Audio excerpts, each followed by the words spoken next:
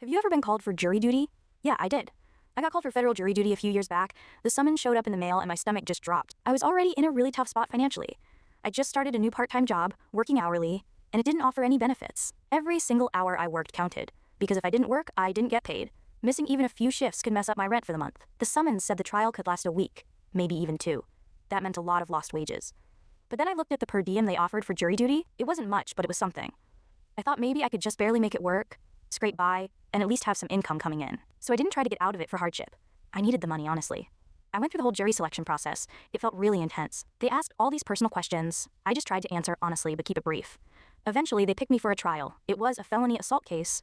From day one, it was just heavy. There was a lot of medical testimony, graphic photos, and emotional statements. The days were long. We'd be in the courtroom from 8 in the morning until 5 in the afternoon, staring at evidence, listening to doctors describe injuries, hearing the victim's testimony. It was draining, mentally and emotionally, but the real stress was happening at home. I have a kid, and my regular babysitter wasn't available for those long, unpredictable hours. My mom had to step in, which was a huge help, but she was dealing with her own health issues, and I felt bad putting that on her. Then my boss started calling. He was polite, but he hinted that if I kept missing shifts, they might have to find someone else for my spot. I was terrified of losing that job, which was my only income.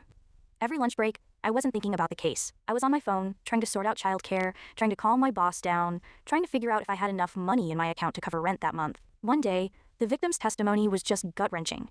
I had to focus so hard, biting the inside of my cheek, just to keep a straight face and not show any emotion. I felt completely overwhelmed. I'd come home totally drained from the courtroom, only to face more stress. I'd help my mom, make dinner, get my kid ready for bed, and then try to prepare myself mentally for another day of it. The financial pressure was immense. The per diem barely covered my gas money, and maybe a cheap lunch. After a week and a half, we finally delivered a guilty verdict. I felt this weird mix of relief and exhaustion. The judge thanked us for our service, and I just wanted to get out of there. It took me weeks to catch up financially after that. I came really close to losing that job. It was a huge burden, a big ask. It really showed me how much the system can demand from people, especially those who can least afford to give up their time. It's not just a civic duty. For some, it's a huge sacrifice.